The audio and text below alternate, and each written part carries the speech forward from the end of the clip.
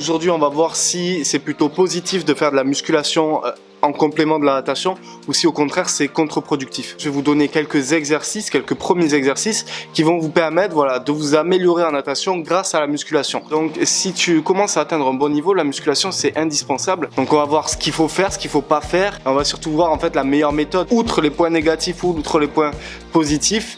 On va voir comment mettre en place ça dans ton entraînement ou dans ta vie de tous les jours.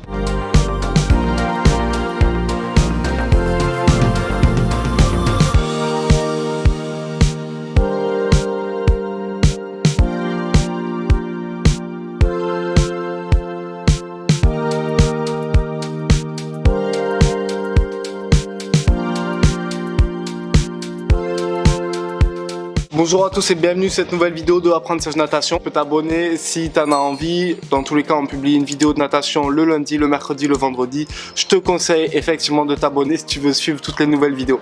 Bon, c'est parti. Pourquoi déjà c'est négatif d'utiliser la musculation, de faire de la musculation quand tu es nageur? Le premier aspect négatif qui existe, c'est qu'un nageur, faut savoir qu'il est plutôt fragile. Il est fragile au niveau de certaines articulations, notamment au niveau des chevilles, des épaules et des coudes. Donc en fait, il y a cet aspect où le nageur peut très rapidement se blesser sur ces articulations que je viens de t'énumérer, mais aussi au niveau des tendinites. Donc les tendinites des épaules, les tendinites des coudes, c'est ultra fréquent. Le nageur, lui, fait un sport où il est en apesanteur dans le milieu aquatique. Il fuit par définition tous les appuis et tous les chocs de percussion comme sur un sport comme la course à pied ou comme le basket ou le tennis. C'est vraiment des aspects auxquels il n'est pas confronté au quotidien. Du coup, voilà, dès que tu rentres dans quelque chose de plutôt physique, de plutôt lourd, avec de la charge, avec des percussions, avec des chocs, etc., il y a ce fameux risque de blessure. Donc, le premier contre-indicatif, le premier contre-musculation natation, c'est attention. Si tu le fais mal, tu vas forcément te blesser et ça peut mettre en cause ta carrière de nageur sur plusieurs mois, sur 3 à 6 mois minimum, parce que la tendinite, ça se remet pas facilement. Il peut y avoir des blessures plus graves également.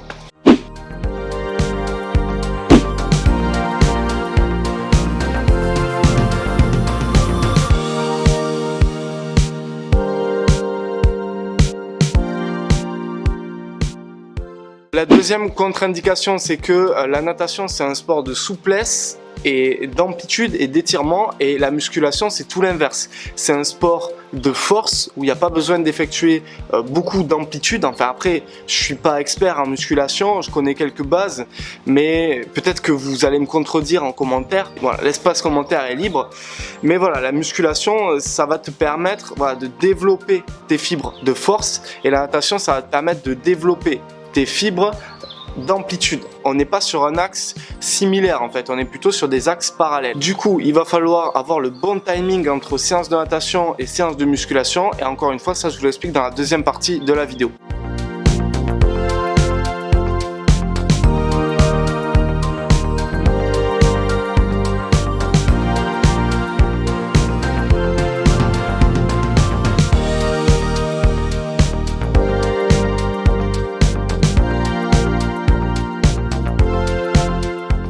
La troisième contre-indication, ça concerne la fréquence d'entraînement. Si ton objectif c'est la natation et de performer en natation, il ne faudra jamais que tu fasses plus d'entraînement de musculation que d'entraînement de natation. En gros, faut pas que ton entraînement de sport secondaire prenne le pas sur ton sport principal. Si tu as des objectifs comme nager moins de la minute sur un 100 nage libre, il faudra pas faire plus de musculation que de natation.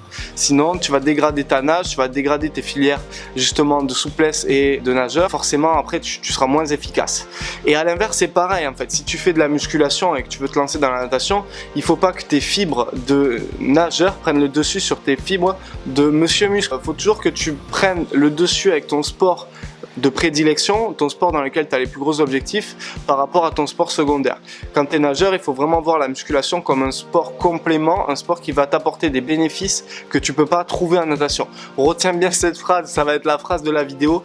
La musculation pour un nageur doit t'apporter des choses que tu peux pas avoir en natation, que tu peux pas aller trouver. Ce sport-là, la musculation, il est complémentaire pour cette raison. Ok, donc là maintenant on a vraiment vu les 3 points essentiels. Maintenant je vais te dire un peu comment travailler en natation grâce à la musculation. On va voir vraiment les effets positifs de la musculation sur la natation. Avant de passer à la suite, n'oublie pas de télécharger ton guide du nageur. Tu vas trouver les méthodes pour être un nageur plus efficace, pour être un nageur plus rapide. Tu vas avoir tous les bénéfices et les bienfaits de la natation. C'est le premier lien dans la description, c'est totalement gratuit. Donc télécharge le guide, tu vas aussi connaître davantage ma personne et mon expérience en tant qu'entraîneur.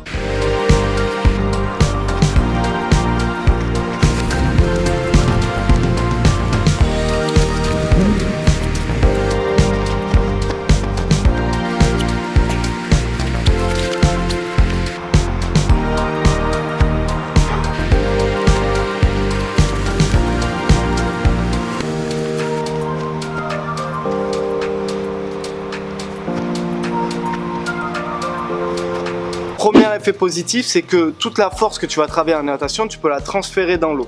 C'est-à-dire que en faisant des pompes, des tractions ou certains exercices de musculation avec du poids, tu pourras gagner en force et cette force-là, tu peux le retransmettre sur ton sprint ou sur ta nage de spécialité en natation.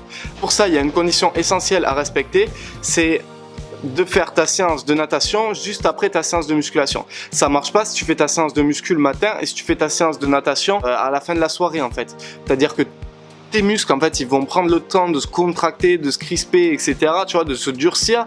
Mais comme on a vu juste avant, la natation c'est un sport d'amplitude et donc ce qu'il faut c'est que toute cette force, tu vois, et cette contraction que tu as créée en musculation, il faut que directement tu ailles l'assouplir dans ton domaine de spécialité, la natation, tu vois. Donc c'est vraiment que toute cette force là que tu as accumulée en fait, il faut que tu la gardes mais sur une filière beaucoup plus souple et d'amplitude, et pour ça il faudra que tu passes directement après ta séance de muscu à la piscine. Deuxième point en fait qui va être super utile, c'est que tu vas avoir 2 fois plus vite un beau corps en natation, tu vois. C'est-à-dire que quand tu vas arriver à la piscine et que pendant 1 an, tu vois, tu as fait natation, musculation, etc., tu vas aller à la piscine. Alors si tu es un gars, toutes les filles elles vont te courir après, et si tu es une nana, tous les gars ils vont te courir après.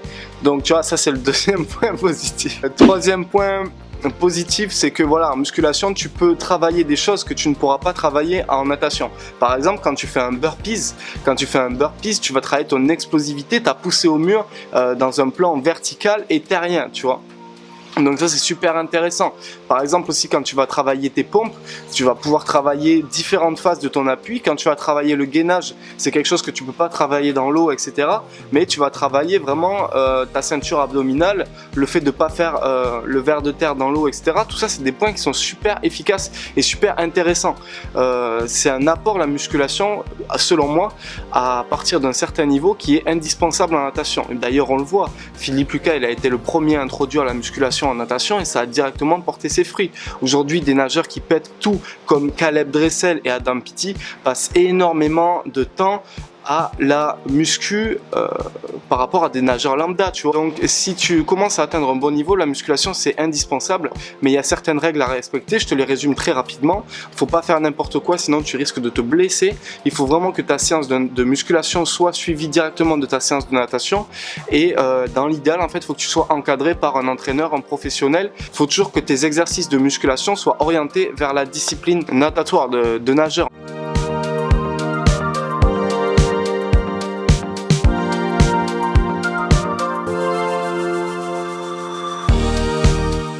Bon, si tu veux des exercices spécifiques à la musculation du nageur, n'hésite pas à me mettre un pouce bleu et dans ce cas-là, je pourrais faire une deuxième vidéo. Je vais t'illustrer moi-même les exercices que tu peux faire pour gagner de la force en natation et pour voilà, devenir un meilleur nageur. Donc à une condition, on va mettre la même condition que d'habitude. À partir de 500 pouces bleus, je tournerai cette vidéo et je la mettrai en ligne sur YouTube. Donc il n'y a aucun souci, mais par contre bombardez dès maintenant la barre de pouces bleus et partagez au maximum cette vidéo. Si vous voulez que la barre de pouces bleus atteigne rapidement les 500 pouces bleus, que je vous sorte la vidéo, mettez aussi un commentaire et mettez-moi quels sont les exercices que vous pratiquez ou que vous serez susceptible de pratiquer en musculation pour devenir un meilleur nageur. Comme ça déjà ça nous permet déjà de discuter un peu sur ce thème là. Bon, je suis ravi d'avoir tourné cette vidéo. Pour recevoir toutes mes astuces en natation chaque semaine, clique sur le premier lien dans la description. Tu vas devenir un meilleur nageur, tu pourras être capable d'un peu cerner comment ce sport fonctionne, la discipline, etc.